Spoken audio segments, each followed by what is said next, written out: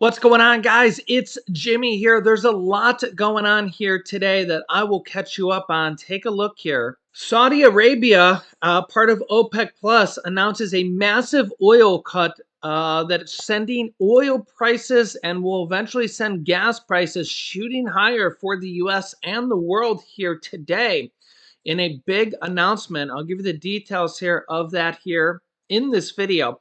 Also, the FBI director, Christopher Wray, to prevent possibly contempt of Congress and possibly going to jail, is going to show up here today.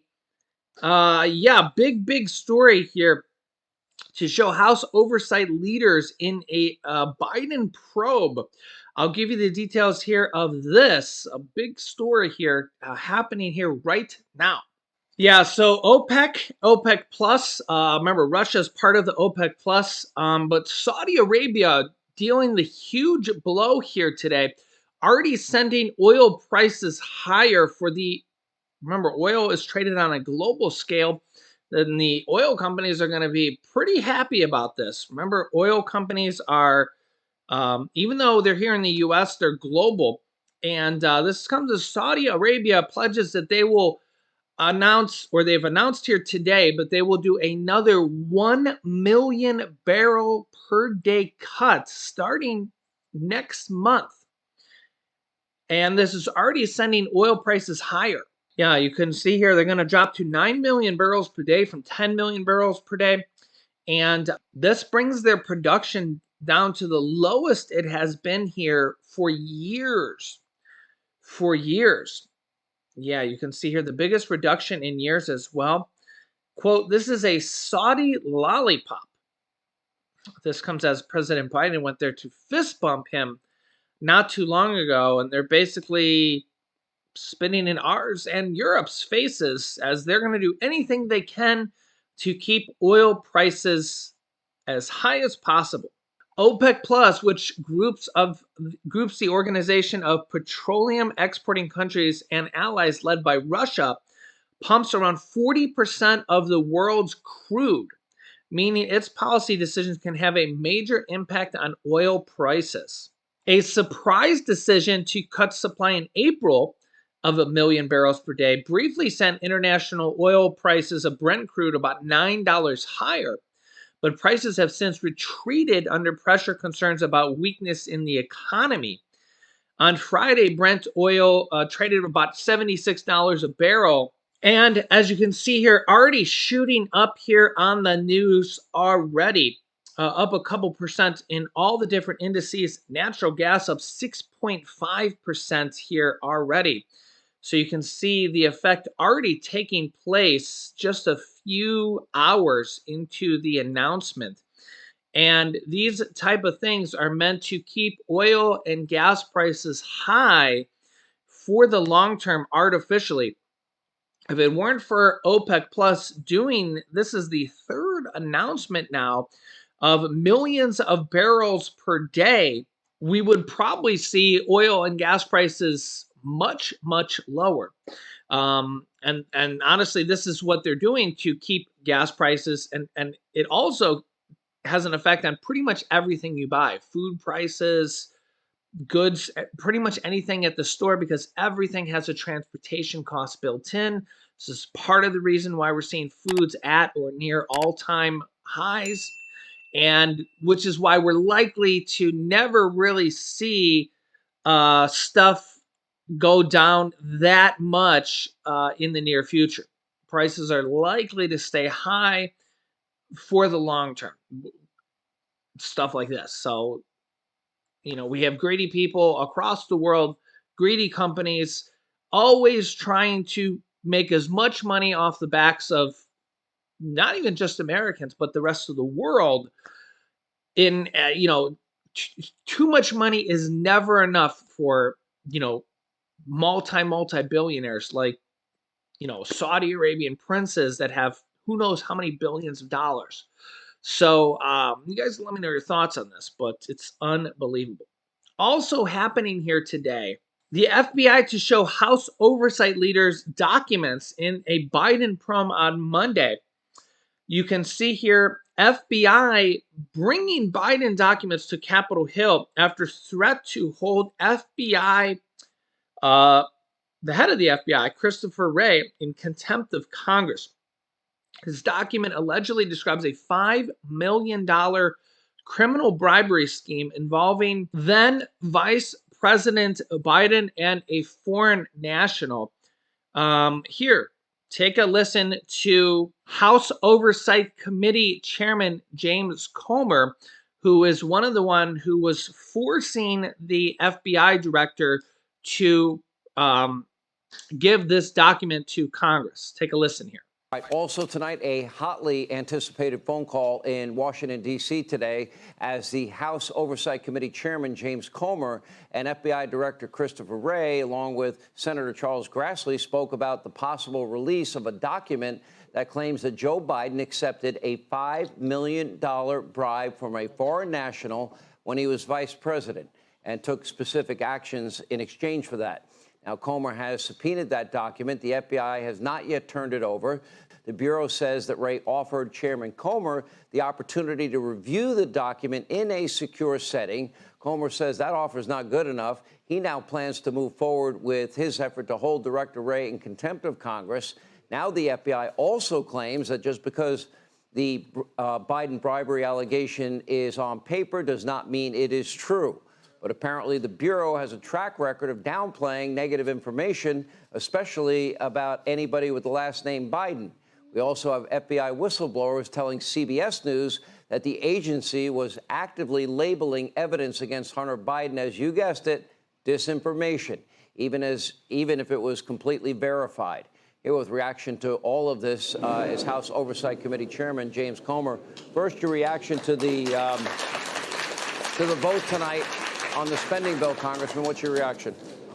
Well, I think your two female guests did a great job explaining that this was a pretty good deal. Look, there are Democrats mad because we cut spending too much. There are some Republicans mad because we didn't cut spending enough. That's called governing. I don't like it. But when we're 1/3 of the equation, the House is 1/3, the Senate's a third, and the White House is a third, I think it's about as good a deal as we could have gotten. So I'm glad that we've moved past this, and now we can focus on trying to get spending under control again in October when the full year budget appropriation comes due again. All right, let's talk about your call earlier today with the FBI Director Christopher Wray, along with Senator Chuck Grassley. And you have been asking and demanding that they turn over this 1023 form. Director Wray acknowledged that they have it. He would produce it for you in private. Let me ask you about this, because my understanding of a 1023 is pretty simple, is that it is an allegation. You and Senator Grassley believe it's a credible allegation based on the individual whistleblower that brought it to your attention. Okay, I tend to trust you too. However, the question I have is, are we going to start releasing all 1023s publicly? Would that result in an invasion of privacy or the potential of making accusations against people that they have not fully corroborated? And why not take advantage of the FBI director's offer to see it in like a private skiff or whatever, whatever area he deems secure? Well, to answer that question, Sean, he offered us the opportunity to come look at it in a private ship, but he was going to redact it. My experience with getting documents from the FBI when they're redacted, it's all black lines. They don't show anything. But I'm going to say on this show what we told Director Wray, what Senator Grassley told Director Wray. He and I have already seen the 1023 form. We knew what was in the 1023 form. Until we told Director Wray that, he never even admitted that the form existed. So the level of confidence that we have with Director Wray only went down. It only declined throughout the conversation. So we will go there and look at the redacted document, but we know what's in the document. And the reason we find this allegation credible, not only because of the credibility of the whistleblower, but because we've seen a pattern of Joe Biden, when he was vice president, leaving a country after he talks about foreign aid and foreign policy, and his family members start receiving payments from that company through shell companies that are then laundered down to Biden family members. So there is a pattern of behavior And we saw that in Romania. We've seen that in China. We've seen that in other countries that would suggest that this allegation has merit. Well, by the way, with all the press reports I've been reading today about your phone call, not one of them actually mentioned that minor little detail that it would be redacted. Yeah, he left that part out, which is a big deal. That's a huge deal. Yeah, That's not transparency. Yeah. All right, so that means now that you will move forward with contempt charges against the FBI director. Tell us what that will look like, because, you know, let's say he comes in. I would doubt that he may just not show up, or if he just would the FBI director plead the fifth on an issue, and doesn't Congress, especially your committee above all others, have oversight? That is your job to have oversight. That's our job. That's what this committee does. That's what this committee was created to do. We have oversight over the federal government. But for some reason, the FBI thinks they're immune to oversight.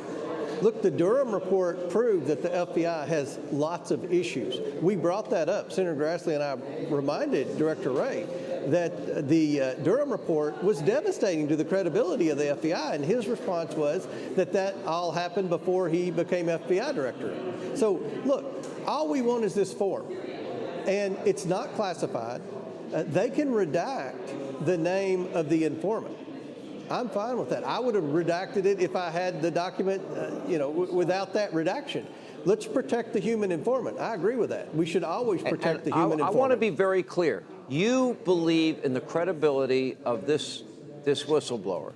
You believe that the allegation that Joe Biden, as vice president, received money for his family or family enterprise in exchange for specific acts that he took as the vice president of our country. You believe that that is a credible charge, an allegation made by a credible witness blower?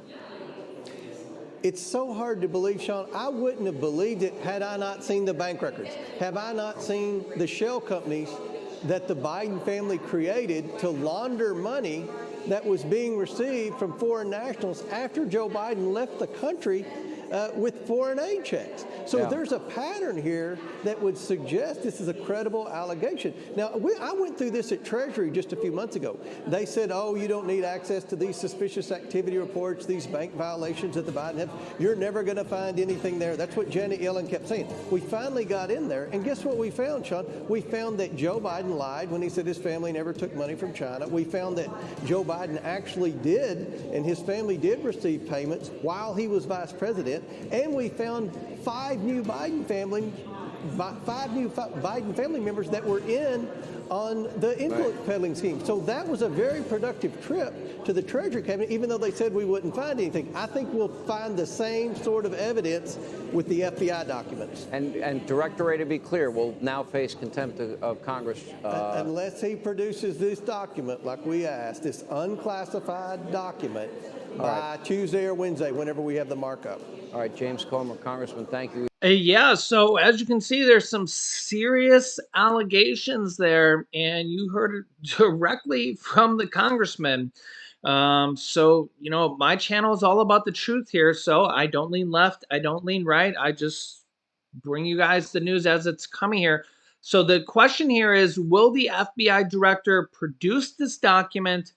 What will it show? And also what will come of it here afterwards as well? What type of investigation will come here afterwards? And also what will be found? So this is probably just the start of something longer here. This is surely not the end. So let me know your thoughts here. And honestly, a lot of places are maybe not even covering this yet because this is maybe just the beginning. So I'll keep you up to date here. Let me know your thoughts. If you haven't yet, make sure to subscribe down below to our YouTube channel. Click the bell icon. I'll keep you up to date here. Please share this video with anybody that needs to hear this information, and I'll keep you up to date here. Here's some videos that you should watch next. Walmart is going through massive changes that is going to affect millions of Americans, and there's an urgent U.S. warning that most people don't even know about. So click on one of those videos next. Thanks for watching, guys, and I'll see you in the next video.